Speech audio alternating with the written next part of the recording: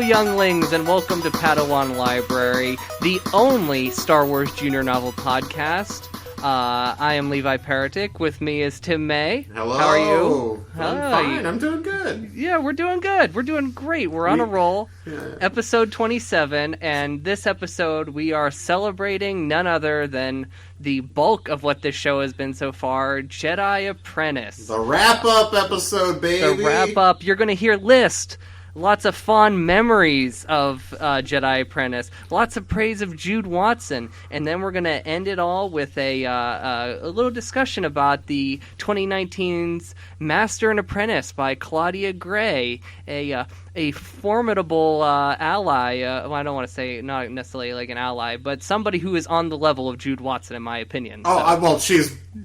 Listen, we'll get to it. Claudia Gray, with this book, this is her fourth Star Wars book, has officially entered a very elite stratosphere. And we'll talk about that. We'll talk about that when we talk about Master and Apprentice. We're going to put that at the end because it is a newer book, and we're going to talk. We're not going to review it like we normally review books. It's just going to be kind of a loose discussion, but we're going to talk probably some spoilers. So, right.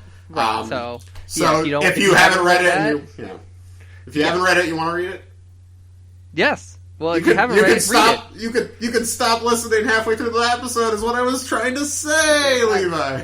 Okay, I got you. I got you now. We're talking over each other. It's fine. We are. It's fine. It's better than last week. So it is. Yeah. We were at each other's throats. Oh, that was a disaster. The worst episode ever. That has to remain our worst episode. Not to bring up the name of the great Satan that caused this argument. But I remember. A quote from, I think, Quentin Tarantino at one point where he said, "Death Proof has to be my worst movie." Like, that's his goal with his career. And I think that we need to have that goal about that episode. That has to be our worst episode. Well, I agree. Death Proof is his worst movie. So. Oh, there we go. We don't need to talk any more about him. I agree with you. I'm glad we agree on one aspect of the man's career. All right, so... Do we agree on his number one? Yes. Okay, Pulp Fiction, yes. Yeah, of course, yes. Okay, yeah. I sent you my top 25 of all time list, and that's the only one on there. That's true, yeah. So, check that out on Letterboxd if you can find Tim on Letterboxd. Yeah, well, I don't advertise it, but if you could probably find it if you dig deep enough. There's there's 3 Tim Mays, but 2 of them are me, 1 of them is not. I remember, Tim his favorite movies, was it Boyhood? And there was one other crazy movie that was his favorite Boyhood's movie. Great. Oh, it was Boyhood and Boondocks. Yeah, which I don't even understand how you like both of those movies, but that's whatever. We're getting really indulgent right away. We're just not mad at each other, so it works. I like the indulgence. If we had just talked about the movie in a civil way I wouldn't be mad about that.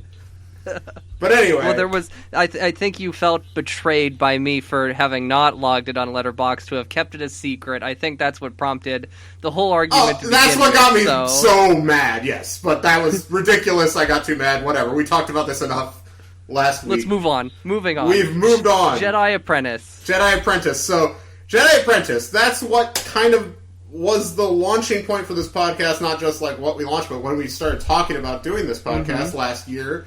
We were at a party, I think, at one of our friends' houses, and we were talking, because we had done a movie podcast a few years ago, Missing Reels, and, it was fun to do, and it's a fun way to keep in touch with each other, and you were about to go on this 6-month, Southern United States Odyssey or whatever you were doing. Sabbatical. We'll call it a sabbatical. Yeah, whatever, And I was like, oh, well, this is a way for... we'll definitely talk once a week. And it'll be a fun thing to talk about. Yep. We'll focus around Star Wars.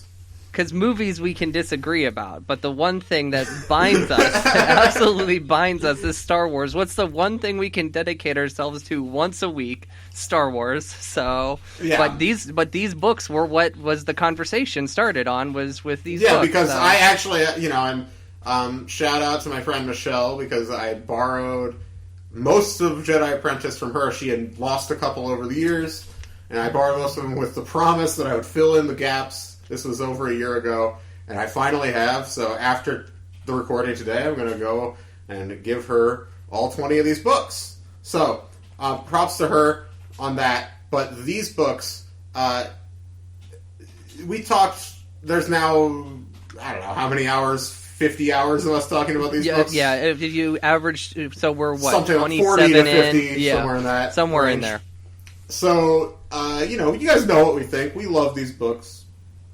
But we want to celebrate them at the end here, before we move in on... I mean, Jedi Quest is essentially a direct continuation of this series, so we're not at the end or anything, but... We're a third of the way through this whole really story. Closer to halfway, because there's 20 of these, and there's only right. 10 of each of the future series, so... But... We're getting there, and but we're taking a break from that. We're going to cover some other stuff over the next several weeks. But this episode is all about Jude Watson and all about Jedi Apprentice. And a hint of Dave Wolverton. Don't forget Dave. We can't give Jude all of the... The Wizard of Storytelling deserves his honor and respect. He's kind of the J.J. Abrams in terms of the Lost pilot. He did the pilot for this series. I was going to say I was thinking Star Wars, but yes, he is. And Jude is the the Damon Lindelof of all of Jedi Apprentice. Yeah. Yes. To be fair, let's give Carlton his due. Yeah. I've been watching Lost, and we'll talk a little Lost later. Yes, in the we episode. will. You made a very good point about. Yeah, Master we were Apprentice, texting earlier today about this. So, I think. Where do you want to start? Do you want to start with the kind of smaller categories? Do you want to start with the big one, the big ranking? Well, you should just do the big ranking, I would think. All right, just get that out of the way. Both of us have ranked all 20 Jedi Apprentice books. Right, and when we were going through this, too, I realized, too, out of all, just show how much we like these books, I don't think we gave any of these books lower than 6 midichlorians. I think I might have given my bottom one a 5. Okay, but I'm not positive. But we don't have a wiki that covers. Yeah, we should one of our fans should start a whole wiki that recaps each episode and everything. Some of my favorite podcasts have that, which seems insane. Who's actually updating this? I don't understand. But somebody needs to do they need to fix all of the pages for these books. They need to be more detailed on Wikipedia. That's true. Wikipedia. You use us as a source. We describe the events of these books in such detail. Just paraphrase us. You don't even have to paraphrase us. Just copy what we say. Well, we're please give us credit. Right. Podcasts are going through a big plagiarism scandal these days. I don't know if you've heard. Some true crime podcast has lifted some whole article or something. Wow. And without even mention all the research from that article, without even mentioning it, and it reached 6 million people or something. Wow. And yeah. So yeah, obviously, if you do that, credit us. Obviously, credit Jude because that's who wrote it in the first place. Mm-hmm. But or Dave. We can't forget Dave. Oh, Dave! Props to Dave. Did you want to go through one by one, or do you want to just each of us give our full list? And then let's just do our whole list then. Yeah, because it's 20 spots. Because otherwise, we're just going to be repeating titles. Nobody's going to have any clue what track we're at. All right. Why don't you go first then? All right. So I'm going to go with my least favorites first. So least favorite, number 10, The Shattered Piece. You mean 20? Number 20. Oh, yeah. Okay, hang on. Let me get this whole stack of books. I didn't feel like writing it down, so I just physically arranged all of the books. So, number 20. The same thing. Yeah, number 20, JA10, The Shattered Piece. Number 19, Book 9, The Fight for Truth. Okay. All right. Number 18, book... Oh, wait, no. There is no way that book is so low. Hold up. You want me to go? No. 'Cause I'll find a new place for this. Hang on. Okay. All right. I got it. All right. Number 18. Book 2, The Dark Rival. Ooh. Okay. This is 17. The first book, The Rising Force. Okay. Number 16. Book 17, The Only Witness.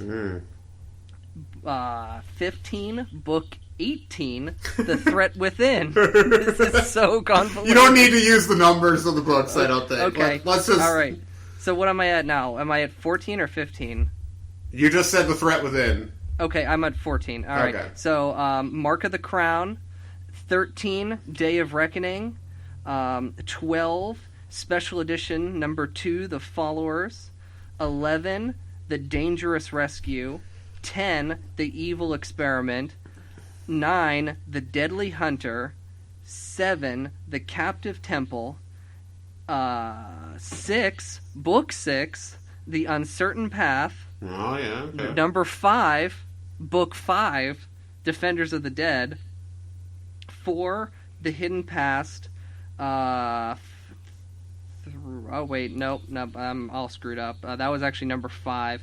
4 is Special Edition, number 1, Deceptions. Oh, Well, hang on. So my top 3 is, of course, the I would say the tall Qui-Gon arc. So 3 is, of course, Call of Vengeance. 2 is Death of Hope, and number 1, Ties That Bind. Okay. We don't have too different. Our lists aren't that different. There's some, shuffling. Yeah. But I'll just our send arcs, I'd say we have roughly, the arcs are in order, roughly. Yes. The same order, basically. Yes. The only one that I don't think I have in order is, between, the Xanatos, with Captive Temple and, the Day of Reckoning. So that's... some of the arcs I have split up a little bit, but in terms of the general, I think we're on the same page. So let me just get my list out there and we'll talk. At the bottom, number 20, The Shattered Peace. Mm-hmm. Number 19, The Fight for Truth. Well, we agree. We're in the same... Yeah. 18, The Only Witness. Oh. Okay.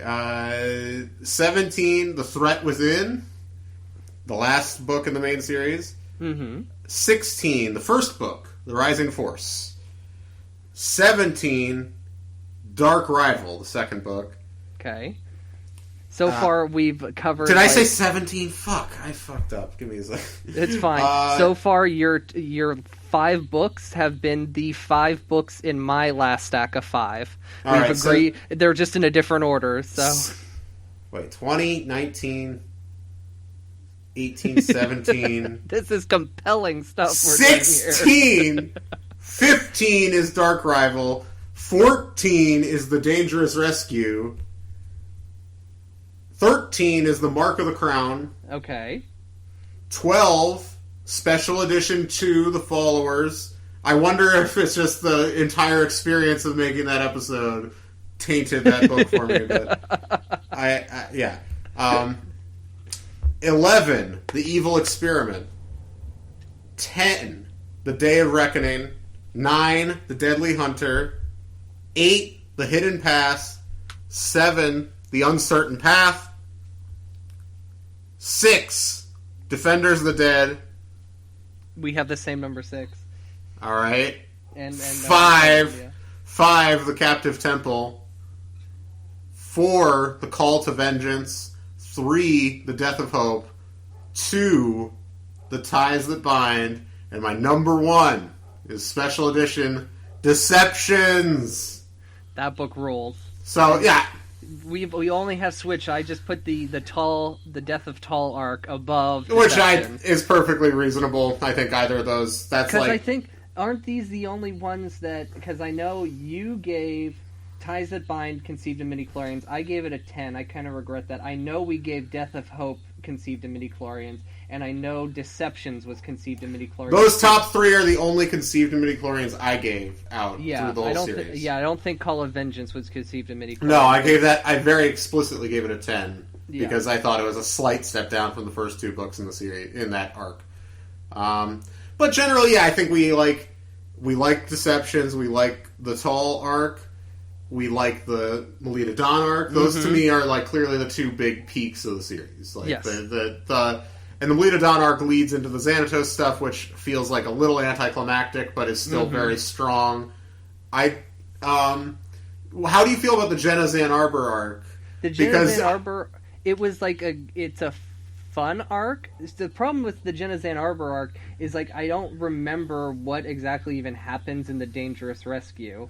The Dangerous Rescue to me seems a little foggy. It's definitely the weak. Yeah. Well, that always seems to be the problem too. Sometimes the third book in the arc, it always pulls a little weaker than the other ones because, Day of Reckoning wasn't part of a 3-book arc, but it was still part of just that overall arc of Xanatos, and it falls. I would say the conclusions of the arcs typically are a little bit flat, at least in comparison with the quality of the previous books in that arc.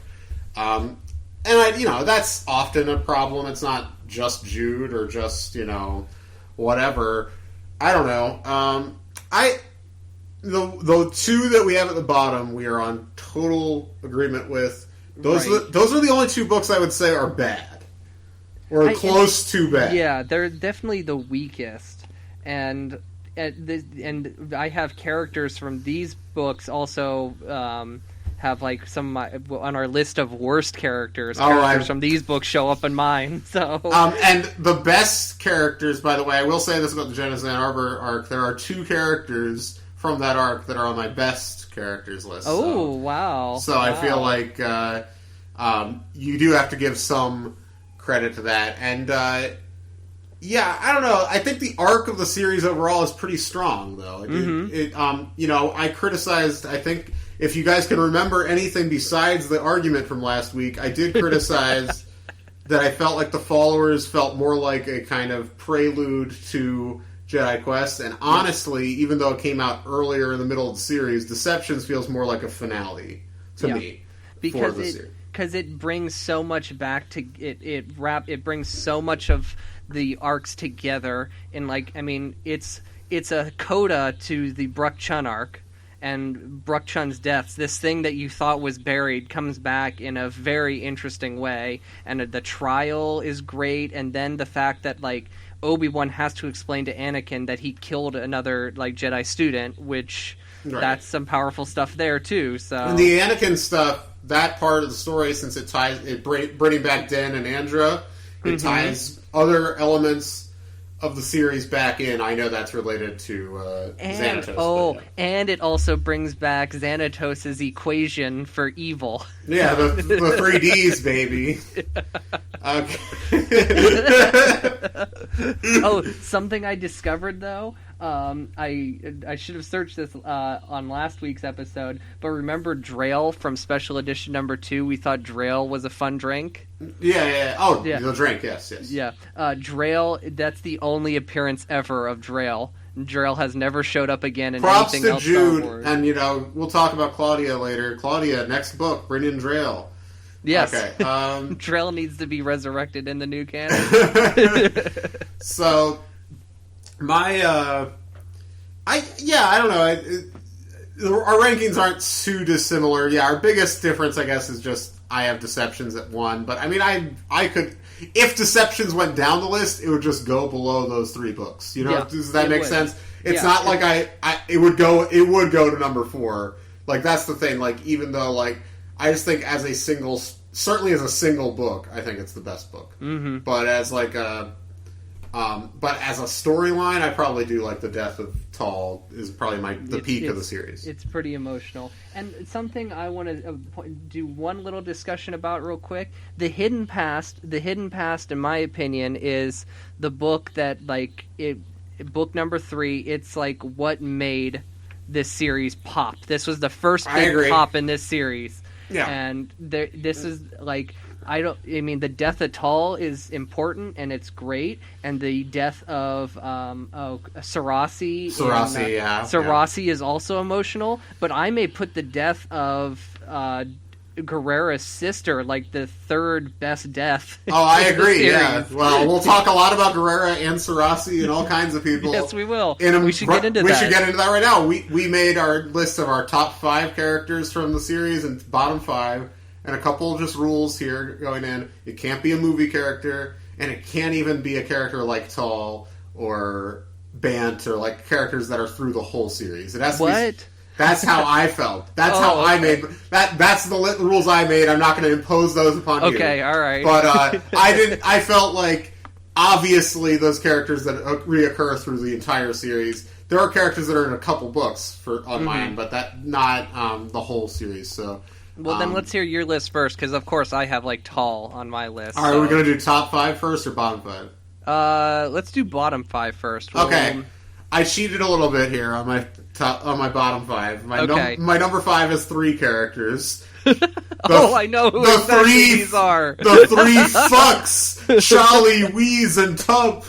These characters, if you remember, they're from the Gena's Arbor arc, and they're just like a 3 goons on the planet where her lab is or whatever, and they like help out, and they're bumbling, and like I think they are sometimes kind of funny, but for the most part, they're a relatively failed attempt at comic relief, I would say.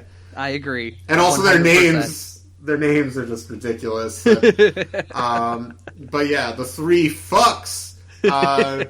So number 4 on my worst characters list is a villain, Zanita Cobral. Do you remember Zanita Cobral? Is Zanita the Deadly Hunter? Is that the... No. Who is Zanita Cobral is... Wait, let me remember. In The Only Witness, she is she's the mother-in-law who turns out to be the villain in the last, 5 pages or something, which... That's a little bit of a... You'll get a little more of that going forward on this list. That's a sure sign you're going to make my list of worst characters when, it's a big reveal that they're the villain out of nowhere, in the last possible seconds. There's no time for that to have any emotional heft. Yep. And she's fine before that. She would be fine if she was a kindly, mother-in-law, but then she turns evil literally in the last, 3 or 4 pages. Yep. So... And then number 3, from, I believe, from the Fight for Truth. Uh-huh. Vitars, the legendary character. The abusive piece of shit Vitars. Vitars is on my list. Okay, well, we'll talk more Vitars when we get to your list then. Number 2, I have Tarun. Tarun is the secret villain brother from the End of the Shattered Peace, which is both of our pick for worst book in the series. And again, another just he's revealed as the villain so late, and it just doesn't even if you can predict that he would be the villain, the problem with revealing it so late is that you don't have any time for that to have emotional weight or anything. And he is with them the entire journey of the book too. He is not a tiny side character say the mother-in-law. He's in the whole book, and then boom, just right at the last minute, he's the villain. And you're completely right about that. Just there's no emotional impact to it, other than the fact that the only saving grace is that apparently he has a thing for that one chick, and he wants to save her. So they try and to do then that. He is fine. The redemption arc doesn't make any sense because it's they introduce him being a villain so late that the redemption happening immediately, the turnaround is so it's this last second fourth quarter conversion. You work the whole original trilogy for Anakin's redemption. You gotta build towards that, man. At least give yourself 3 chapters. Come on, I hope that Kilo is redeemed at the end of episode 9. I know that's not a popular opinion with a lot of dorks. But he should be. It's consistent with the themes of the series. Right, I agree. But, they worked on that for 3 movies if that happens. So that works. Whereas opposed to, 5 pages. And again, no shots at Jude. We love Jude. And obviously, like, it's hard to write these books in, like, 120, 130 pages. Well, remember, we have this conspiracy theory that she didn't write this book, The Fight for Truth, because of the dedication at the beginning of the book after. And, yeah, I believe those 2 were ghostwritten. I really do believe that, but that's something we'll have to... Well, we'll save that for our last question, if we ever interview Jude. I mean, we just gotta make sure she never hears last week's episode, so that we can get her on the show. Anyway. She gets on the show, and she's like, I want to talk about Once Upon a Time in Hollywood. Oh, God. Again, we don't want any of your takes. I don't want any of them. I don't care if you agree with me. I really don't want the takes. None of them. All right, keep going. Number 1, my worst character in the series. I hope we agree on this. I'm curious. Okay, he's from one of the peaks of the series, the Melita Dawn arc. Oh, we agree on this character. 100% agree on this character. Neeld! Revision. He's this history revisionist motherfucker. I mean, listen, he's actually a fine character. He's better. He's a better character probably than a lot of the other people on my list. But I think I made this criticism when we reviewed the books.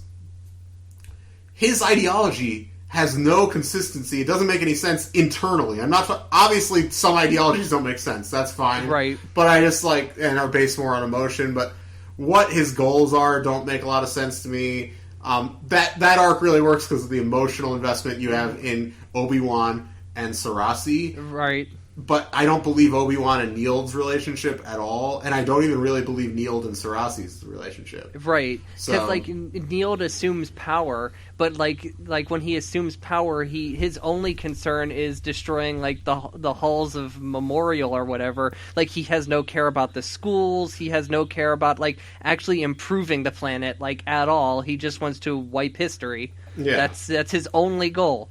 It'd be like if at the end of it'd be almost like if, say, after Imperial Japan falls and they did just forget about their history entirely. Never mind. No shots at Japan. I've been reading a bunch of interviews with Hayao Miyazaki because I got this book of all these interviews with him from the 70s and 80s, and he's just like, we are a country dithering around, not acknowledging the sins of our past or something. So that's what Neil wants to do. He wants to deny the sins of his planet's past, which is just, not a great thing to do. Doesn't result in the Truth and Reconciliation Committee, man, from South Africa. That's what you need to do. You got to acknowledge these things. Okay. So, all right, here's my list. I'm going to go from my number 1 worst character down to my number 5. Since we have the same number 1, I assume? Yeah. Number 5 is a hot take. So, oh boy. All right. We'll talk. Number 1 is, of course, Nield.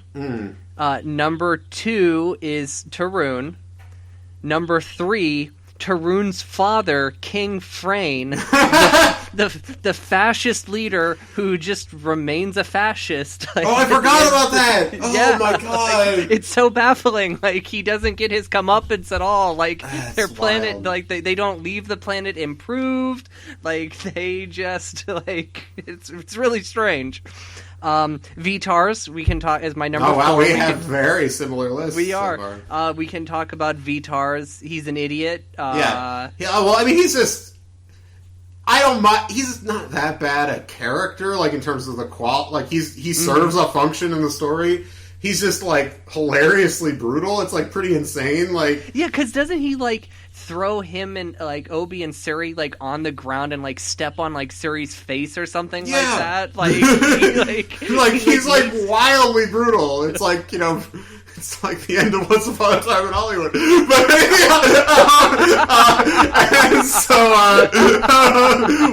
what's your number 5? All right, my number 5, hot take, Xanatos.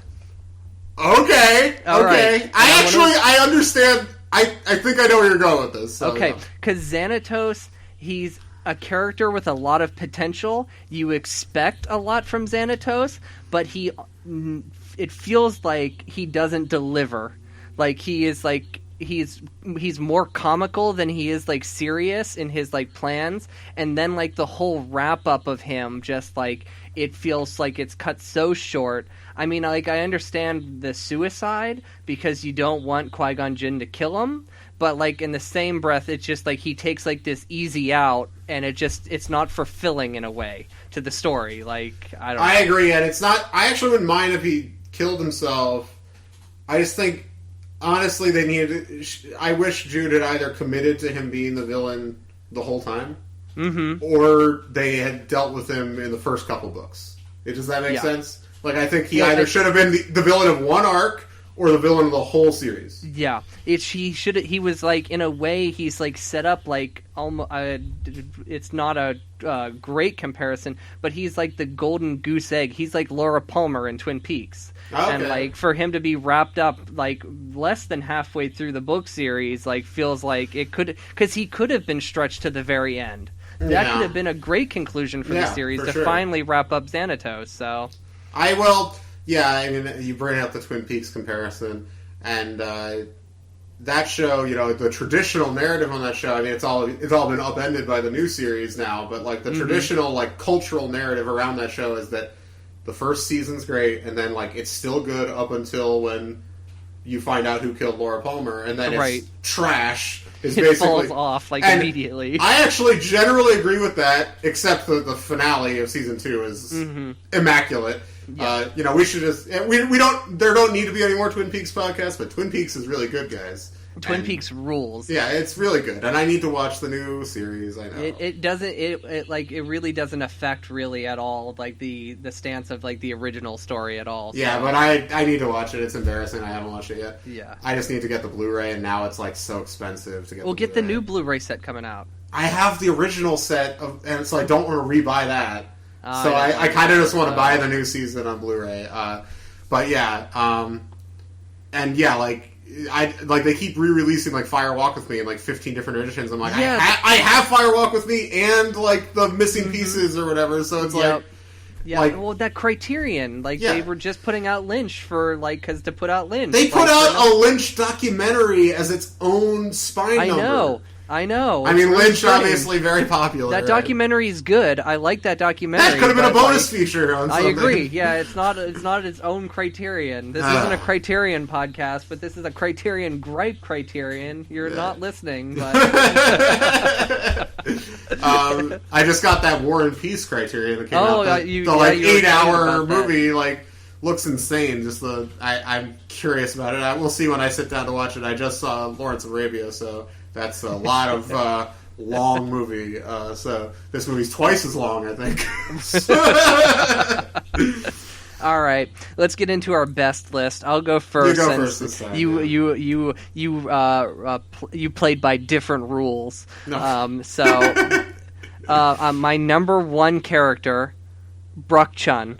Oh, okay. See, I like the idea. Okay, no, he's number 2. Brooke Chun number 2. The number 1 should be Tall. I switched these at the last second. Okay. Tall is a great character. Brooke Chun is a great character too. The idea of Obi-Wan having a bully, the idea of Ofi-Wan is so classic, and it adds he adds a lot to Obi-Wan. Listen, all right. Can we talk Brooke, because he's not on my list. Okay. He's not on my worst characters list either, you might notice. Right. So I'm not Here's the problem with Brooke. Brooke, the function he serves in the story works completely. I feel like I like everything about Obi-Wan's relationship to him and everything, but I don't buy him as a real person at all. He doesn't make any sense to me as a real person. I like his family, but I think his brother and his father from Deceptions are far more interesting characters. Yeah, they are. But they don't exist without him, without their clown of a son. Sure.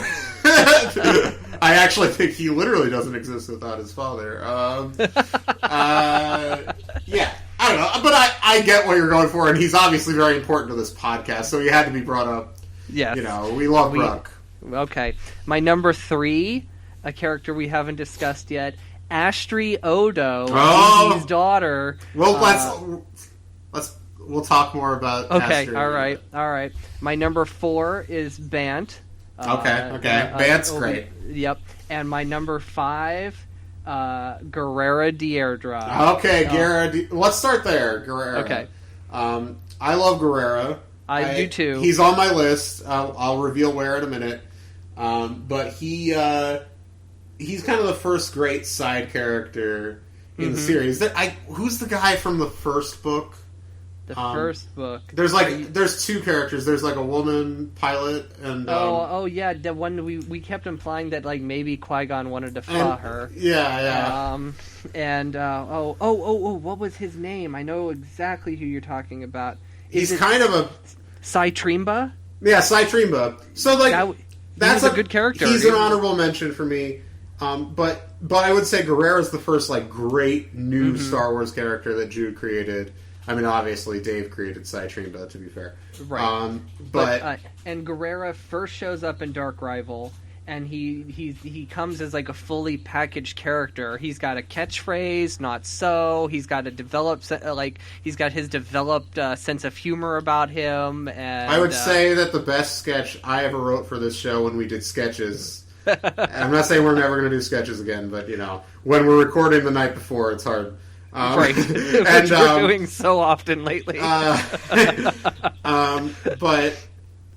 my favorite sketch I wrote for the show was the Guerrera stand-up thing, the not so. I'm very proud of that. So go back to episode 5 or 6 or whatever I did that. Well, if I'm gonna tout my best sketch, I'm gonna say my VTAR's game show sketch. That one was Name good. That object. That one was good. That one was good. My worst, of course, is Cheers. Well, that's deeply embarrassing. I've done some, but I also did the one where I sing as what's the one? What's the robot? Crap. Fuck. AG. I sing as AG. I sing Hank Williams as AG. That's a disaster. So I mostly was just fucking around with the robot voice, like how to create a robot voice in Audacity. Because I wanted to have him in a thing, and I was like, wouldn't it be funny if he was singing a song and I did it in a whole robot voice? It's a disaster. I don't know what to say. Whatever. Moving on from our terrible sketches. Did you finish your list? Guerrera was number 5. So my top 5. My number 5 is Didi Odo. Amazing. Didi Odo, of course, is the owner of a cafe who would go on. I understand that he sells the cafe eventually to. I've heard this too.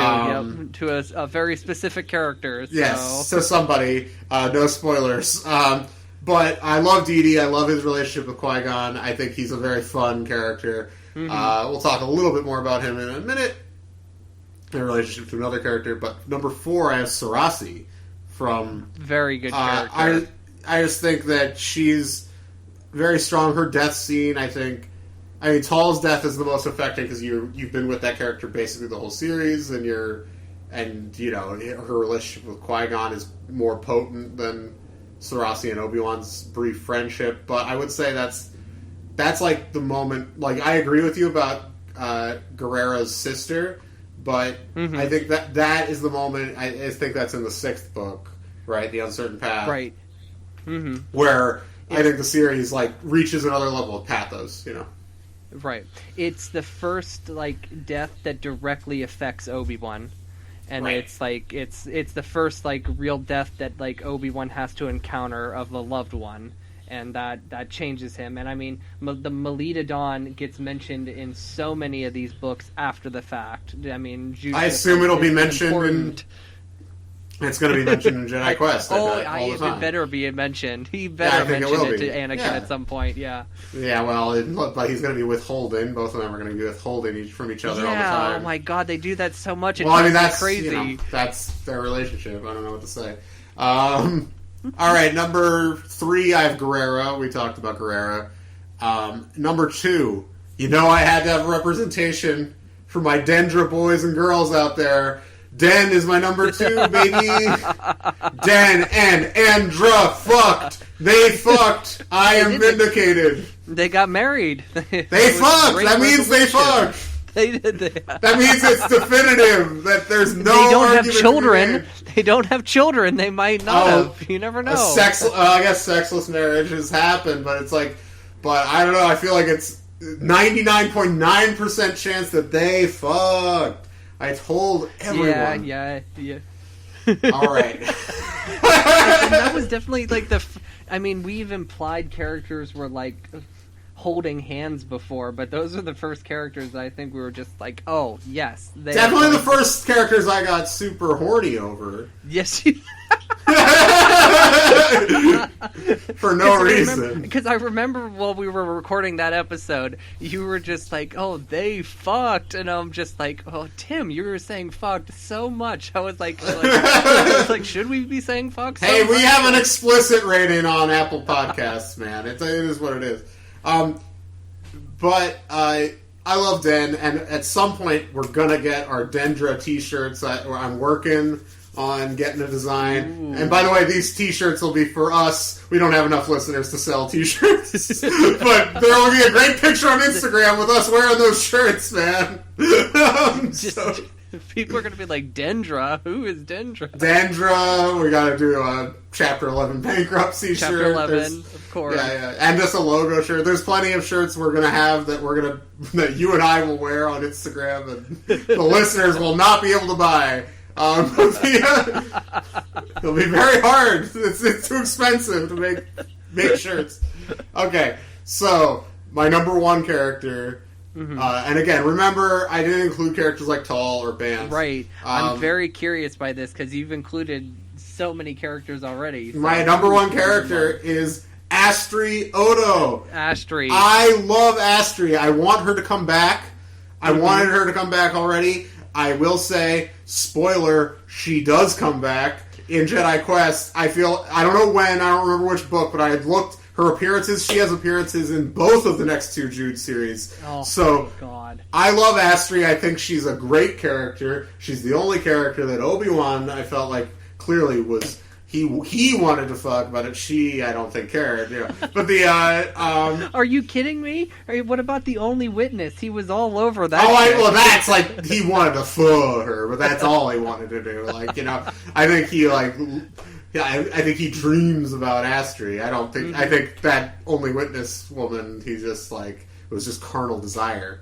Right. You know? And Astri is such a well-rounded character in terms of like her development and like where she starts from being this really bumbly character and ends being with this incredibly strong fighter is what makes her so important. It's she's great. I think that character has such an interesting arc, and I'm very excited. And I really like the Jenna's Ann Arbor arc. It's not as monumental in terms of like how it affects the characters, but I think it's just a very solid like adventure spread over a few books. And I think she's like a really fun character. She kind of reminds me of like she's like both. She's kind of like a Marion Ravenwood type by the end, which I enjoy. Mm-hmm. But she's also like, but at the beginning she's Temple of Doom. Kate Capshaw. Oh yeah, yeah. Mm-hmm. It's like kind of funny, like, and whatever, to compare it to Indiana Jones, but we obviously got to do some sort of April Fool's Day episode where we do an Indiana Jones Jr. novel, right? Isn't that something? Yeah, I agree. That sounds amazing. We gave away our joke. Maybe not April Fool's, maybe just a bonus episode sometime, if we ever have time for that. So, all right. These lists, I think we've talked this to death. Of course, the one thing that we have always not agreed on with these books are the covers, and we've had many opinions about. I would say we've only had one big argument about the covers. There's covers that you think are worse than I do, and I think are better than you do, or vice versa. Mm-hmm. But I think there's only one cover that we like actually vehemently disagree on. I agree, and we might as well get that one out of the way. Well, right. I don't think that's the best. Well, I mean, everybody knows who's... Do either of us have it for the best or worst? I don't have it as my best. Neither do I. So the Deadly Hunter... Yeah, get out of here, Deadly Hunter. Deadly Hunter, we've talked about it a million times. All right, you want to start with our worst cover? Worst cover. My worst cover is Dangerous Rescue. Oh, okay. Uh-huh. Interesting. I wonder if something might have influenced you picking this. Because I was just reminded about how much I don't like this I should cover. say we recorded next week's episode before this one, and there's a question that involves this cover, and where they really go in on you. Yes, they on do. your opinion on this cover. So I feel like you were influenced by this. Now I will give this person the fact I can't remember their name. Tom, but, I believe. Okay. The shoulders on Suri, all right, maybe I was complaining a little too hard about that. They're not bad, but I don't like anything else about this cover. It's very bland. The shadows on the faces make no sense either, like, because Adigaya's face is in full light, and everybody else's has like a harsh shadow on the right side of their face, and they also have like the reflection of their lightsabers on their face, but Adigaya doesn't. So get out of here. Worst cover. Okay, well, my worst cover, I don't disagree, that's a bad cover, but my worst cover I have is The Threat Within, which is book 18. Okay. All right, yep. Which is just a disaster. I'm sorry, like this cover, they take a dynamic idea, which is Qui-Gon and Obi-Wan fighting, and they turn it into the composition is the blandest possible thing. It's like a 3/4 angle. It looks like a 3/4 angle in like an overhead RPG on the PS1, and like there's like just and the weird gargoyles. You know, I just don't think it's a good cover. Also, too, I'm going to complain about this one more time. This looks nothing like Obi-Wan. It looks like Anakin on the cover. It looks so much like Anakin. Yeah. Like, it makes no sense. Well, you know, we also just talked about that cover a couple weeks ago, but I just wanted to... goodbye to Threat Within. It's a bad cover. And I'm curious, by the way, about covers, because we'll talk about our best covers in a second here, but Jedi Quest, I think, is a different designer. Mm-hmm. I believe, and then so is Last of the Jedi. Actually, has two separate designers. Yes. So we're gonna have different things to either complain or praise about those runs. So I'm excited about that. There's definitely some covers to complain about in Jedi Quest. There's some good ones too, but there's some really goofy ones. Yeah, I know. I think I know what you might be talking about. All right. Best cover. What's your best cover? My best cover, I'm going to say, because this is the one cover that, like, everything on this cover happens. This is one of the few books that this does happen. Day of Reckoning, a book that I don't necessarily love. I kind of like that cover. I like the angry mob. I like the fact, I mean, Obi-Wan and Qui-Gon were put in a cage before... I can't remember how they were going to be executed. Were they going to be beheaded or something? Something like that. They were in the games or whatever. A catharsis. Catharsis. You got catharsis. And you got Xanatos on the cover, like, watching over them in this big screen. The only thing that's a little wonky is Obi-Wan's face, but I'm not going to complain too harsh about that. So that's I think, my favorite cover. Also, though, classic trope of Cliff Nielsen here. If you look in the background, there's, like, Greek statues, gargoyles. He's obsessed with that. He just has a stock image folder on his desktop that he pulls from because he is like, oh shit, that's due like in a couple hours. I got to throw something together. I need to make this fleshed out. I need to throw something in there, some statues. Oh, all right. Well, my favorite cover, and you like to judge covers by whether they depict events from the book or not, which I don't care as much about. My favorite cover by far is book number 4. The Mark of the Crown. The Mark of the Crown. I just think this is the most like dynamic, interesting cover. Like, if I see that cover on a shelf, I'm like, what is that? What is that? That's just a fascinating cover. It gets me excited. It doesn't really make that much sense with the book, although there is some mostly because the Mark of the Crown winds up being a big kind of nothing burger of an idea. In that story, I like that book, but it's but that aspect of it never really gels.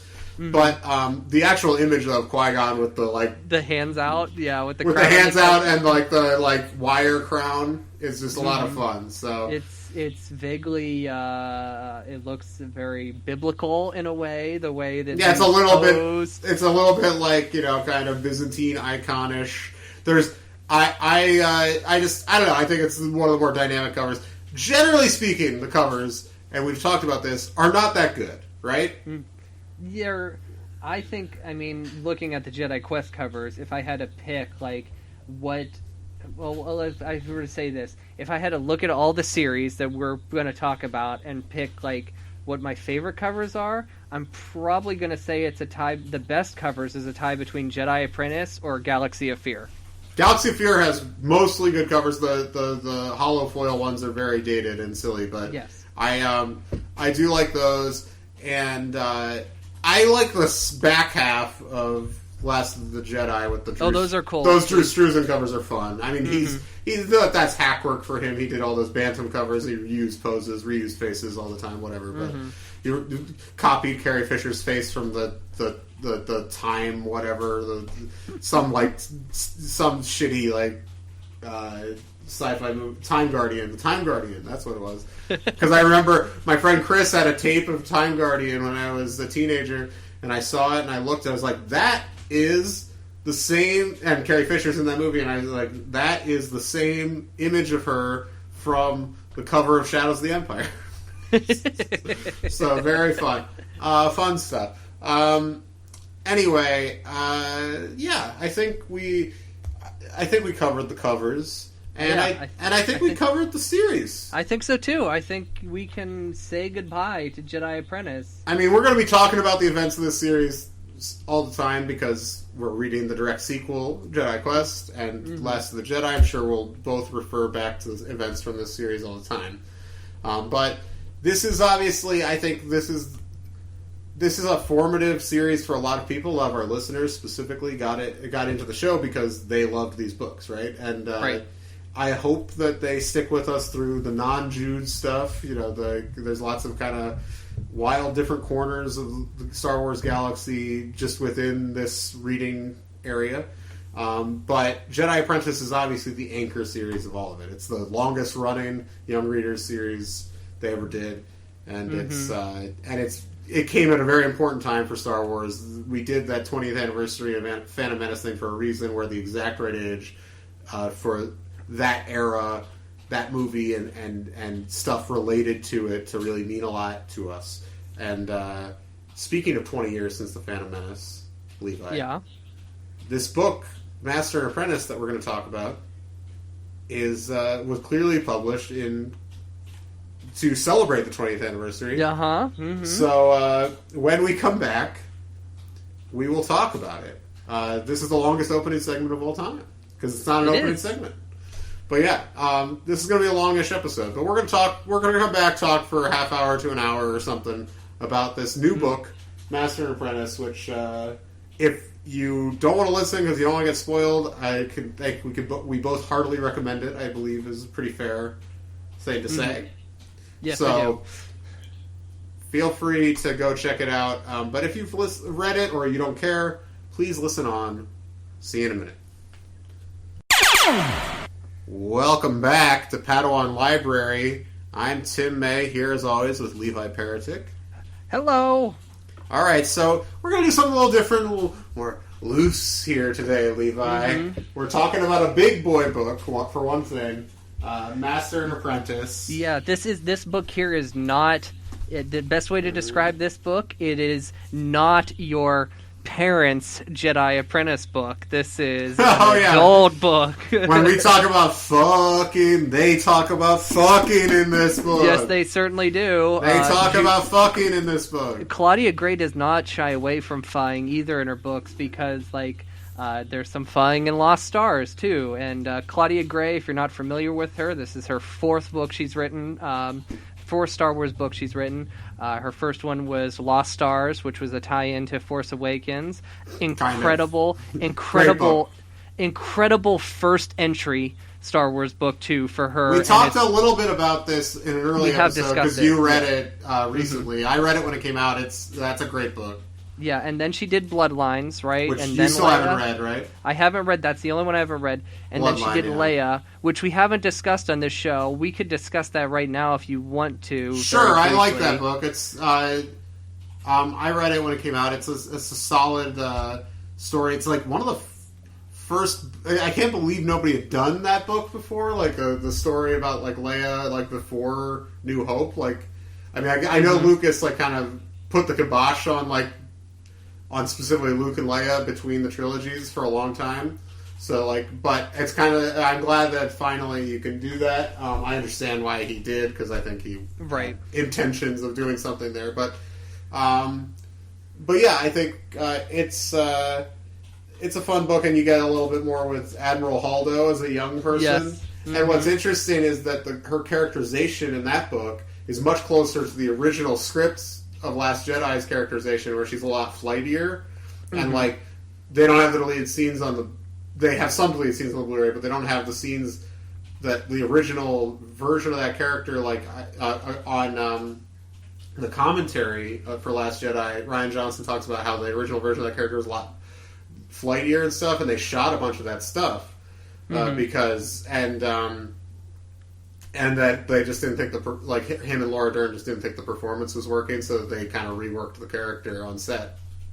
But clearly, Claudia was going off of the script, early draft of Last Jedi, so because she's very flighty, and Leia almost like wants nothing to do with her at first. It takes them a long time to become friends in that book, but it works. It works for me because she's like a teenager at that point, and then she's in her 50s in Last Jedi. So. Her and Leia are the same age. So, it's something I really like about that book. When people, if I were to have to describe that book, is that it's like almost like Leia in like high school, and she's going to like Model UN, and like she's a teenager, and like she's got problems with her parents because her parents just don't understand her, you know. And, it's a lot of fun.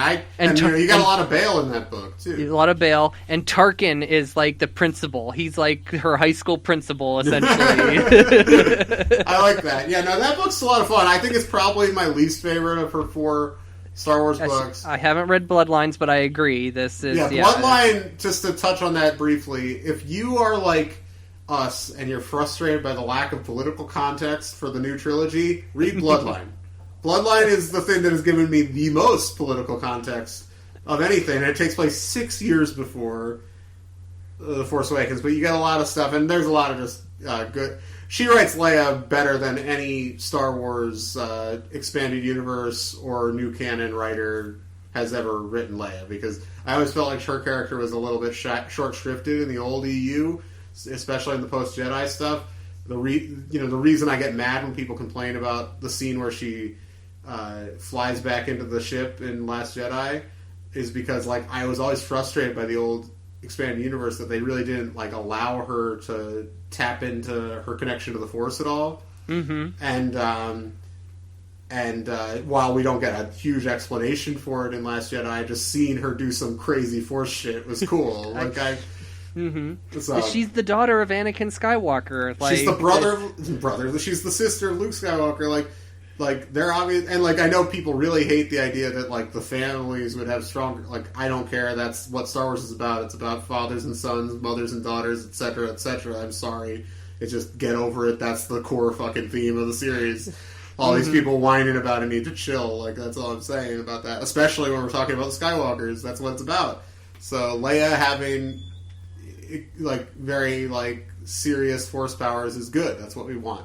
So anyway, and speaking of brothers, sisters, fathers, and whatnot, Master and Apprentice is very much like a father-son story. It's about that kind of relationship. The father-son story between Qui-Gon and Obi-Wan. And then what's different about Obi-Wan and Anakin is that they're brothers. There are more brothers than they are father and son. So yeah, because they were both kind of, I mean, Anakin very briefly, but they're both really Qui-Gon's students. So it's like, and it's kind of like the relationship between Qui-Gon and a new character in this book, Rael.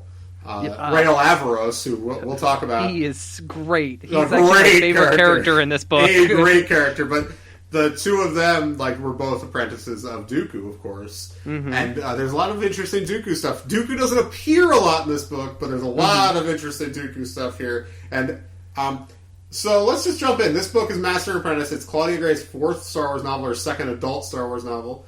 Not that it matters. The young adult books are also, like, I mean, again, Star Wars books are almost all written on a level that a 13-year-old could read them. So it doesn't matter. I was reading X-Wing novels when I was 7, man. So, but yeah. This book, I was talking about, we've kind of been dancing around this book for the whole series, the whole podcast. And, because it was coming up when we started, and, I was saying, like, it looks like it might take place closer to Phantom Menace, so maybe we could just pretend it's in the same continuity as Jedi Apprentice. That's thrown out the window. You can't, because their relationship, the Obi-Wan Qui-Gon relationship, is completely different. It's not. I wouldn't say it's completely different, but it is far more fraught, and it's also. He's 18 in this book, which he is at the very end of Jedi Apprentice. So you're like, oh, maybe this could just pick up. No, because first of all, there's a million things here, but like a million reasons it can't be. Obviously, just basic continuity stuff, but. The big thing, though, is that their relationship up to that point has been very different. Like, in Jedi Apprentice, the way it portrays it is those first 4 or 5 years are the most important years in their relationship. And honestly, the last 6, 7 before Phantom Menace, like, they're equals. They are in sync with each other. They know each other's moves before they make it. But here, they are not in sync. They are. It's kind of the waves are rocky. There's the waves are choppy, I should say, and both of them kind of have these odd feelings of each other. Like Obi-Wan kind of feels like he was being held back a little bit by his master, and Qui-Gon feels like he just like can't connect with the boy. The boy's too rigid in the rules. Right. Obi-Wan is all about the rules. So. Yeah, and I mean that is actually closer to how they are in Phantom Menace. That like Obi-Wan is, he's just like you would be on the council if you didn't behave this way, all that kind of stuff. So it's probably a more accurate thing. I will say this: I'm going to make a big statement here at the beginning, at the top here about this book.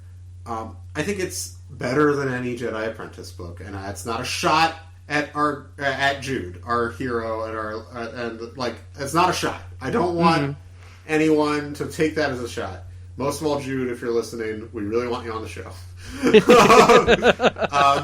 But I will say, and it's not really fair to Jedi Apprentice because this book gets 320 real adult book pages to flesh out the situation, flesh out the new characters along with the movie characters.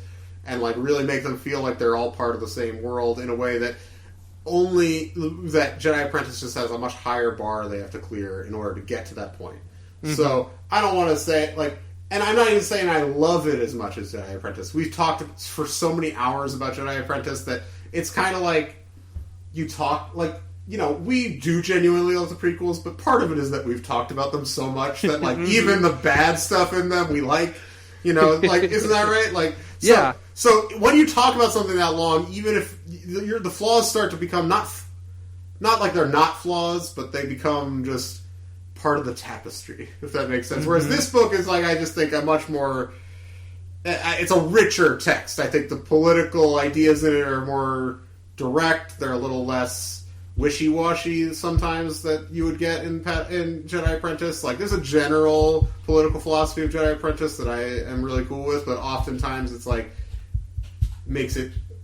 it's a little too, it just feels a bit wishy-washy, if that makes sense. Whereas I think here it's a lot more clear, moral clarity. Right. And some new character traits, because you had said about the fact that the relationships feel very much like how they feel in Phantom Menace, and that's all of the characters in this book, especially Yoda.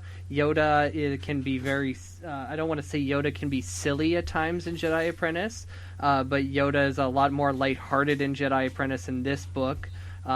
He is just Yoda is kind of a jerk in this book, in my opinion, but... jerk I wouldn't go as far, but he's much more inscrutable, which is how he kind of comes off in the prequels. And that's kind of like, it is a guy who's lived literally 900 years. Yeah, he's lived 900 years, and he's kind of like seen everything, and he's just he's maybe a little too in his head about all this stuff, and he's kind of representative of the council on the whole, though he also has a great scene near the end where he completely schools the rest of the council. Yes, he does. Let's just talk quickly about the conflict of this book. Basically, at the very beginning of the book, they're on a mission, and they come back to the temple, and they aren't really clicking, Obi-Wan and Qui-Gon. And Qui-Gon gets called to the council chamber and is essentially offered a place on the council. Like, he's offered... That's a big deal. That's a huge deal, and, like, it's, like, seen as a foregone conclusion that he's obviously going to accept, but they give him an honorary period. It takes some time. But there's a very serious mission that needs to be dealt with. That the Chancellor herself, and what's her name? Boy, I can't remember.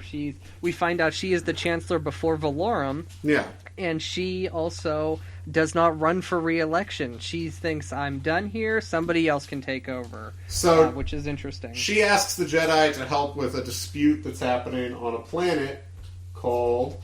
what's the planet called again? Pyjal? Pyjal. It's Pyjal, because Pyjal. I'll bring this up now. I listened to half of this book as an audiobook because I had a huge ordeal this morning that kind of prevented me from being able to read comfortably on moving vehicles. And maybe I'll leave it at that, or if you want, I don't know. A truly insane thing happened, and I'll just tease this forever, and people will be like, what is Tim talking about? But something very embarrassing happened this morning on a bus. Involving me. That's all I'll say. Something very gross and embarrassing happened involving stomach and not the mouth, but the other thing. I pooped my pants on a bus, people. Oh no! It's a disaster. It's a disaster. I was heading to school, and it was just a disaster. I had to clean myself up in a McDonald's bathroom, which, I don't know if you've been in a McDonald's bathroom, not a lot of stuff to clean up with. It's a disaster. Yeah, that sounds bad, but... So, anyway, yeah. I had to take up so much time that I was like, oh, I can get the audiobook of this and listen to the rest of it while I'm dealing with all this nonsense and all these things. I apologize for telling that story. I just thought you're fine. Vaguely amusing. I don't know. Somebody got a good chuckle out of it. Okay, I'm sorry if that grossed anyone out. Okay, but regardless, so since I listened to the audiobook, I know some of the correct pronunciations, and Pyjal is the name of the planet. And the audiobook, by the way, is read by Jonathan Davis, who we made a joke was the guy from Korn, but is actually just a guy that reads audiobooks, and he read the audiobooks that are available for the Jedi Quest books, which we may check out at some point during our run on that series. Anyway. I'm still looking for the damn... the Chancellor? The Chancellor, yeah. Yeah, well, that's not that important. Anyway, but she sends them to this planet, Pyjal, which it has a young teenage girl who's about to become the queen. She's the princess. She's turning 14. So when she turns 14, she's going to become the queen. But for the past 8 years, because her parents are both dead, the planet has been ruled by a regent, and the regent is a character named Rael Alvaros. Not Alvaros, it's Alvaros. Avaros. Avaros. Rael Avaros. And his introduction is very interesting, too, because he is this guy, he walks into a pub, he's got his clothes are dirty, he's smoking a cigarette. He's looking to go home with some broad, the barmaid, he's like, oh, wow, her tits. That's like... literally, that's a thing. Happened. That is literally a thing. This is why this isn't a... Claudia's going deep here. I will say that the scenes in that really reminded me of, like, old, like, specifically, like, 70s fantasy fiction in a way that, like... that's stuff I read a lot when I was a kid, so it's like that made me it made me very happy. Like a lot of stuff that's kind of like weird and sleazy, but also just has a very warm feeling. Mm-hmm. So, and then it's revealed at the end of his scene, his introduction in this pub, that somebody causes a ruckus, and Avaros, he pulls out a lightsaber, and it's revealed that this drail drinking, death stick chewing guy is a Jedi, and it's like, whoa! And the Chancellor reveals that Rael Avaros,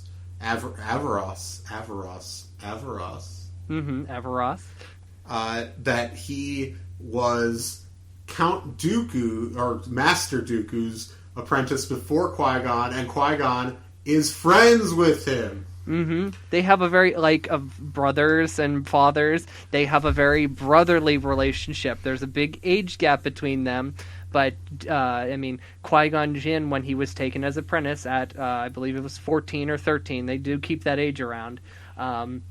The fact that, Dooku is very strict and very stern, but Avaros kind of comes in and he's, the cool older brother, and he's like, yo, I know Dooku's he's a strict dude, but, we can chill, kind of thing. Yeah, and these characters, there's these flashbacks that involve Qui-Gon when he's a young Padawan with Dooku, that we'll get into a little bit, but basically the conflict is that they're going to sign a new treaty. The planet is once the princess becomes the queen, she's going to sign a new treaty that opens a hyperspace corridor, right?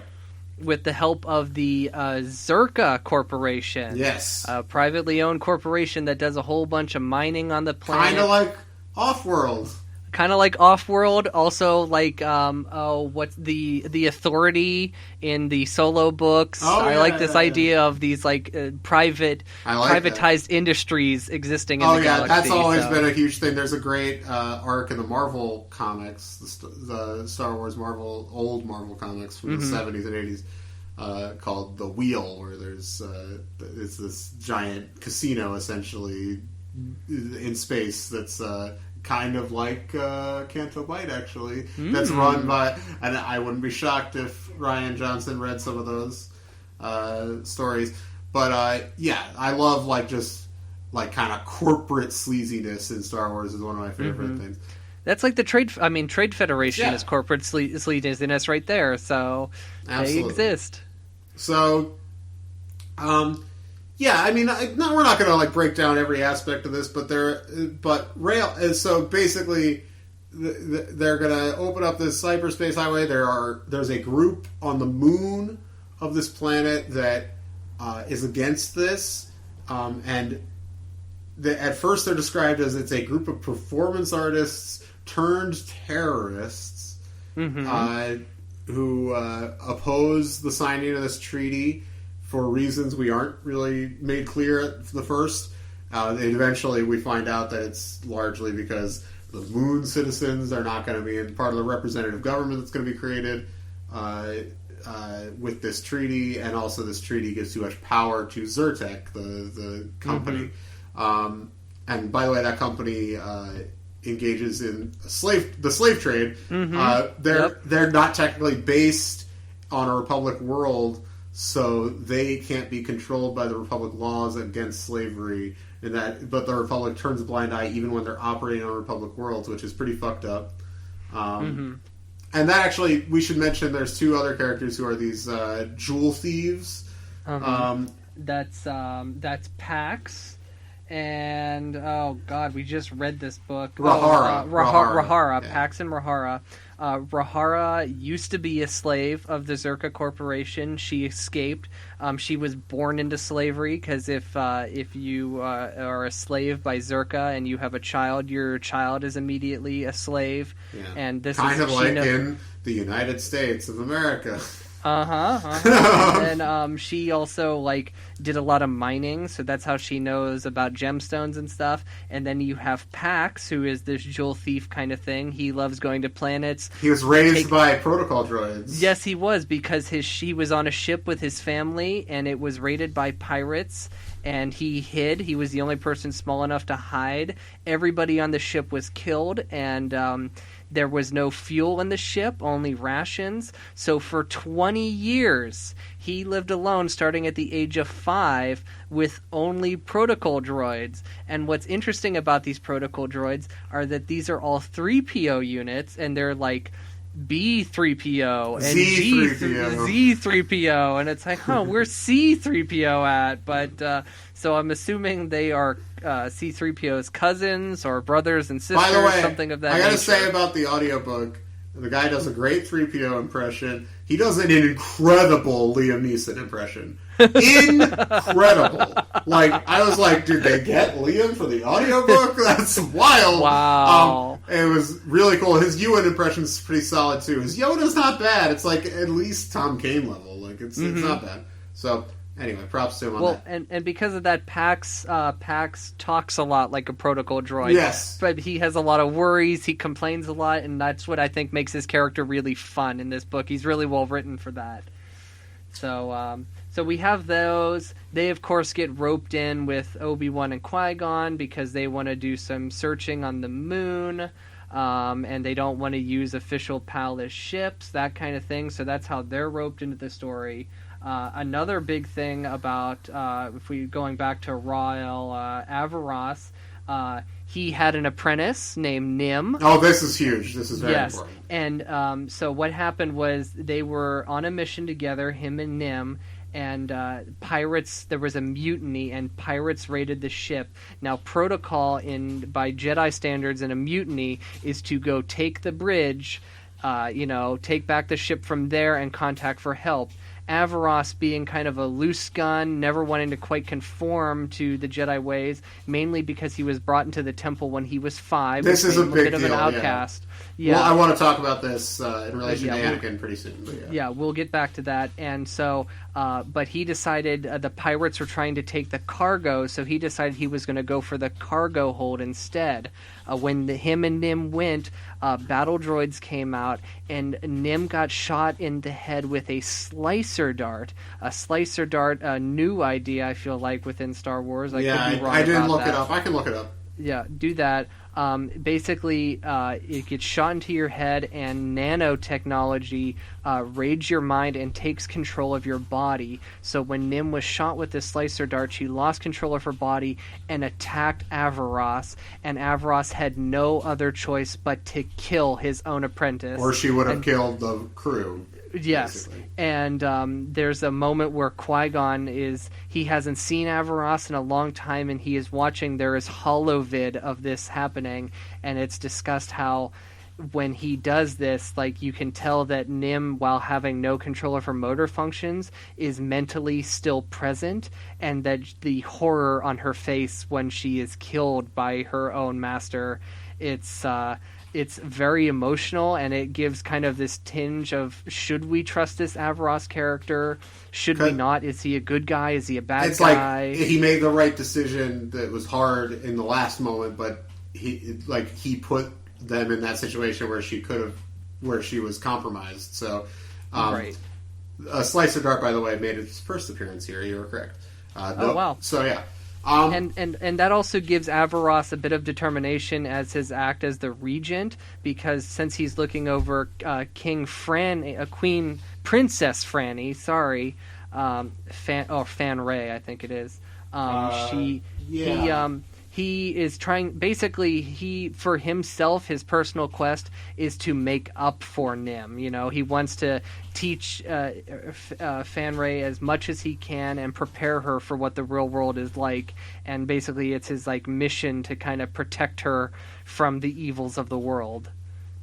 So yeah, it's one other big thing is when they're given this assignment, Qui-Gon has not yet told Obi-Wan that he's been offered a position on the council. Oh, right. Which would obviously end their partnership, and the Chancellor spills the beans, and this gets them. This creates a rift between Obi-Wan and Qui-Gon through most of the book. So, that's basically the setup. And I don't know. We don't need to go scene by scene here. Right.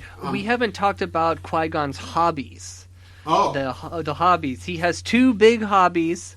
First one is whenever anywhere they go, he likes to pick up little knickknacks, little souvenirs. So it's mentioned that his room at the Jedi Temple, unlike most of the other Jedis, is full of blankets and rocks and all sorts of little things that he's picked up along the way. Because again, he's a true Jedi maverick, not a John McCain maverick, a true maverick. And I think I made that joke already. God, it fits though. It's very fitting. So, but this book's a lot about that. It's a lot about him embracing that part of himself, actually, because obviously it's always been latent there, even clearly with the relationship between him and Obi-Wan that we talked about. But this is a thing where he's interacting with this guy from his childhood, Rael, Avaros, and he's remembering that where he came from, and he's looking at this is the worst possible scenario for being a maverick Jedi. Is this guy who even if you ultimately think he's not a bad person, he's a broken person at this point. You know, he can't really function because of the guilt he feels about Nim, his apprentice. So but he's thinking back to his relationship with Dooku, and the big thing with the flashback structure of this book is that you learn a lot about prophecy. And this book actually opens, I think this is interesting, it opens with a quote, not from a Star Wars character, but a real life Arabic philosopher. Ibn Rushdi, also known as Avaros in Europe at the time. He was a very famous North African or Middle Eastern. I'm sorry, I'm not a philosophy major, but very famous at the time, and in Europe was known as Avaros, and that's obviously where the name Avaros comes from. So I thought it was interesting that the quote is, "Prophecy in dreams is possible through the illumination of the active intellect over the soul." And this book's a lot about prophecy and a lot about Jedi prophecy. And it's actually, you know what? This book's a great refutation of my problems with the Join the Resistance books, because this book really argues for why the Force and the Jedi are a key part of Star Wars and why they're essential to what people care, what makes Star Wars distinct from just any other space opera, you know. And the excerpt, and we're not going to read a bunch from this book or anything because we didn't take notes on this. So this is just a loosey-goosey episode, but the quote they have on the back is the quote of the book, right? Did you read the back there? Oh, hang on. Yeah. Oh, yeah. This is a huge part of the book. This is a massive part of the book. So, it's eventually revealed that Avaros has been kind of too in bed with this corporation. He doesn't care enough about their shady practices, specifically slavery, and eventually this creates an impasse between Qui-Gon and him.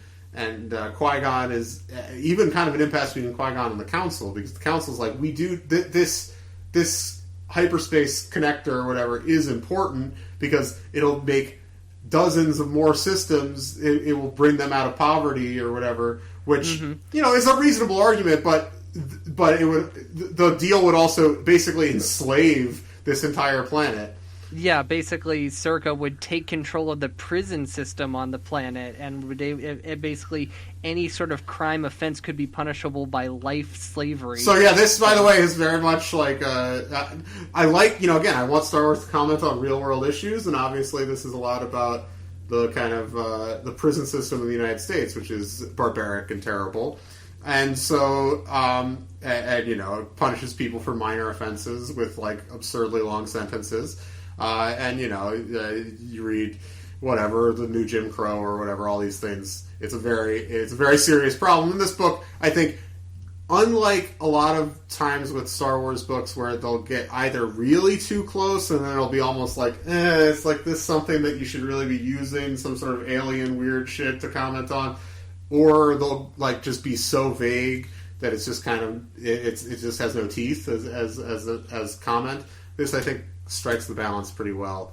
What else should we cover? So yeah. the quote on the back that we were talking about. Oh, yeah, read that. That's important. So basically this creates an impasse, and there's a point where Rael, Avaros and Qui-Gon are not going to, actually fight, but they wind up sparring. Just to, to let off some steam. And at one point, basically, Avaros is like, you know what? All these prophecies that we were obsessed with. In the flashbacks, it's revealed that them and Dooku were all just obsessed with prophecy, and it's seen as kind of a dangerous idea to be too obsessed with the future, too obsessed. Right, it's a path to the dark side. And by the way, Qui-Gon says something. It's not every time someone breaks with Jedi orthodoxy are they going to turn into a Sith Lord or whatever, which I thought was pretty fun. We'll you read this, and then we'll get into the prophecy thing. Cause okay. I have a view on the prophecies. What it reminded me of. So. Oh, cool, yeah. But the prophecy stuff, basically, what leads into this is that Avaros says, if the prophecies are true, and there's going to be someone who brings balance to the Force, what's the end of that? The perfect balance, light and dark, and basically, so it doesn't matter which side you're on. Is because nobody wins, is basically what he says. And this is what Qui-Gon says in response. He says, "It matters," Qui-Gon said quietly. "It matters which side we choose. Even if there will never be more light than darkness, even if there can be no more joy in the galaxy than there is pain. For every action we undertake, for every word we speak, for every life we touch, it matters. I don't turn toward the light because it means someday I'll win some sort of cosmic game. I turn toward it because it is the light." That is incredible. Claudia, and I hinted at this earlier. We'll talk about this in the last part. But yes, go ahead. Okay, so this thing with the prophecies, it all kind of centers around, in the Jedi archives, there is a gold holocron, and on this holocron is basically where all these prophecies are. And in their first day together, basically Dooku takes Qui-Gon down to the archives, and Qui-Gon sees this gold holocron, and he's like, "What's that?" And Dooku's like, "Oh, well, that's the prophecy holocron," that kind of thing. And then, so that gets Qui-Gon intrigued. This is where he starts exploring the holocron. And then Avaros says, something, because Dooku kind of dismisses the prophecies, and Avaros is like, "Well, that's weird, because he was obsessed with prophecies when he was my master." And then there's a point where Dooku catches Qui-Gon in his room looking at the prophecies holocron, and Qui-Gon thinks he's in trouble. He goes to return it back to the archives, and then the next day he goes into Dooku's room, and what's Dooku doing? Dooku is looking at this holocron, and he says, "Well, if you're going to be studying prophecies, it's better that you don't do it behind my back. I will teach you about prophecies." So in a way, prophecies, because the way they're described is, if you're looking towards the future, this is the path to the dark side. In a way, they're almost kind of like drugs. I said here, I have a note that says, "My apprentice has a prophecies problem." Oh, you know what it reminds me of? Well, let's see if you make this connection too. Okay, because when Dooku does it again, when he is looking at the prophecies thing later after he catches Qui-Gon, it's like he fell off the horse. Right. He had a prophecies problem of his own, and then he sobered up a little bit, but then he fell off the horse when he caught his apprentice doing it. And that also leads to another one of the flashbacks where Dooku does something very very dark and nearly kills this bounty hunter who killed a 4-day-old child. She admits that she killed a 4-day-old child, and Dooku nearly kills her, and basically Qui-Gon steps in and prevents this, and this whole event makes him very worried about his master.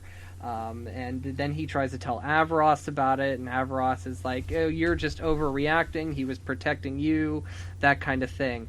But yeah, it almost, in my opinion, has a drug connotation to it. Yeah, it reminds me in season 6 of Buffy the Vampire Slayer when Willow gets addicted to magic, which is a thing people hate, but I love. That's great. I love when she goes to the magic the magic like crack house or whatever. I love it. I love all of it. And like, so yeah, no, I love like ham-handed metaphors for drug use, and I enjoy your connection there.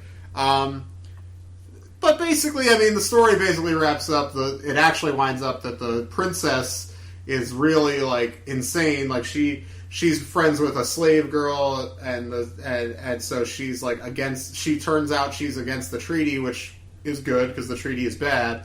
But then she really is only against it so she can take absolute power, and she creates a big ruckus. And then the climax is interesting. It's fun, but well, big thing is that Qui-Gon has a dream that he thinks is a vision, which people are disregarding as like, oh, well, this is one of your prophecy things again. And Qui-Gon cannot leave it alone because he has this dream about the coronation and there being blood and screaming. And like he is convinced that it is actually going to happen. And people are just like, no, you're fine. But of course it happens. So that's like a big thing. And this also is what leads Qui-Gon to believe, well, then maybe the prophecies can be true.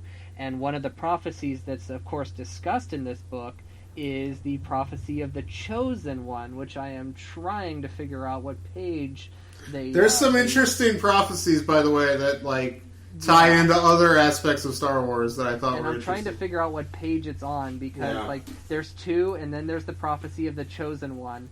And, like, it explains what... So basically what this book does is explain this relationship with the prophecies to Qui-Gon, and why when he meets Anakin is something that, like, he is so moved by that it makes him so determined to free this boy and to take this boy with him. But I am having no luck in finding these. Yeah, okay, it's not... Hang on. Oh, okay. Here we found go. Them? What page are they on? This is on. One of them is on, 133. Oh, okay. There's 4 prophecies here. First prophecy: only through sacrifice of many Jedi will the Order cleanse the sin done to the nameless. Interesting. All right. Prophecy number 2. The danger of the past is not past, but sleeps in an egg. When the egg cracks, it will threaten the entire galaxy. The galaxy entire. Oh, you're right. Very interesting. Number 3. When the Force itself sickens, past and future must split and combine. All right, that's the most cryptic one of them all. That one I can't make any sense of. And of course, the most important one of all: a chosen one shall come, born of no father, and through him will ultimate balance in the Force be restored. I have a theory about that third one. I think it refers to the sequel trilogy. That I could agree with that. And I think it's about the third one, by the way, to remind you guys, when the Force itself sickens, past and future must split and combine. And that's very much about what at least the attempt of the themes of that trilogy are. It's the wrap up of the saga. See, that's a better summation of the themes of that trilogy than I think I've ever read. Good for you, Claudia. Claudia, course, always making the new movies better. Right, Bloodline, and of course, this. The first two can also be, through the sacrifice of many Jedi, the Order will cleanse of the sins. That's, of course, can refer to Order 66. And then the danger of the past is not past, but sleeps in an egg. That, of course, can be Sheev and Sith, yeah. And then the Chosen One. But what this is saying here, this book, what Join the Resistance doesn't do, where Join the Resistance is, of course, just acting like, oh yeah, the Force may or may not be a thing. This book is, yes, the Force and these prophecies are true, kind of thing. It's whereas one book takes almost an atheist stance on the Force, this book is full in on the Force. And I think there's an interesting. But I found the other one I was talking about. Is on page 41. Obi-Wan's complaining about the prophecies, and he says. one of the prophecies says something about she who will be born to darkness will give birth to darkness. So obviously that refers to Leia, I would assume. And like there's stuff like that. So when the Kyber that is not Kyber shines forth, the time of prophecy will be at hand, which is very important, actually. That's the prophecy that leads in this book, which is there's a fake Kyber crystal stuff, and essentially this is when Qui-Gon recognizes his that he is a vessel for prophecy. The battery on my iPad is running low for our FaceTime, so we need to wrap up. All right, let's talk. Wrap this up. I think this book is great. I love Claudia, and I think she is what I was hinting at earlier is that I think that she is the she's the best writer right now. She's on the Rushmore already of Star Wars writers. It's like her, Brian Daley, and Lucino. James Lucino, and you gotta throw Zahn in there. He's too important. I would say that's essentially, and then throw Jude is obviously like on the. She's the Sphinx of young readers' books, but you don't even need a Mount Rushmore. So, but yeah, this book's a lot of fun. If you like the Jedi Apprentice books, you will like this. This is like kind of a richer, more quote unquote adult take on the same kind of material. Like it's actually very similar. They're sent to a planet. They have to deal with like a sticky political situation, and they have to like reconcile some sort of conflict between them. It's actually a very similar structure. Right. The one thing that you and I have not discussed yet is the final scene with Avaros. Oh, where he talks to Dooku. Where he talks to Dooku, and basically, spoiler alert, if you've made it this far, you've already had all the spoilers, but Dooku, it basically makes it seem like Dooku makes a proposition to him that, come to me and I will teach you more power than you've ever known. And Avaros is like, nope. And he quotes that Qui-Gon quote from the back of this book, I turn towards the light because it's the light. It's incredible. It's incredible. It's such a great ending for that character, and it's really powerful stuff. Like, it shook me when I read it. Like, it really shook me because I was not expecting it at all. This book rules. I think it's clearly, if we're not rating it because it's not really part of our series, but I think we'd both go conceived, right? Yeah. This book rules. It's one of the better Star Wars books I've ever read, honestly. So definitely go out and check that out. At some point, I want to listen to that Dooku audio drama that came out around the same time. Yeah, I agree. I feel like it might tie into this in some way, and if we do, we'll talk about it on the like in an opening segment sometime. But thank you guys for listening to the show. Yes. Jedi Apprentice is a lot of fun. Master and Apprentice is great. Next week we just got a fun mailbag episode. We already recorded it. I know it's fun. It is fun. It's great fun. So. Check that out next week, and then in 2 weeks we're back to reviewing books with Jedi Prince #2, and we got a Lost City of the Jedi. Lost City of the Jedi. So check that out. But for now, email us padawanlibrary@gmail.com. Follow us on Facebook, Twitter, Instagram at Padawan Library, and review us on iTunes, etc., etc. Yep. And we're going to end this episode a little differently because this is a different episode for us. We want to honor a character who we have seen a lot of in these books, and we're not going to see, we're going to see him way less from here on out. So let's end this episode in a moment of silence for Jedi Master Qui-Gon Jinn.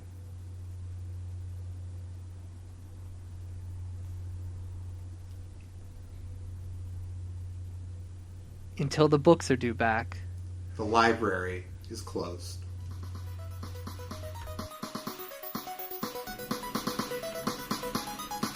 Padawan Library is hosted and produced by Tim May and Levi Peretic. It is edited by Tim May. Our theme song is by The Astral Project. Our artwork is by Freddie Funbuns. Padawan Library is copyright 2019 by Tim May and Levi Peretic. All rights reserved.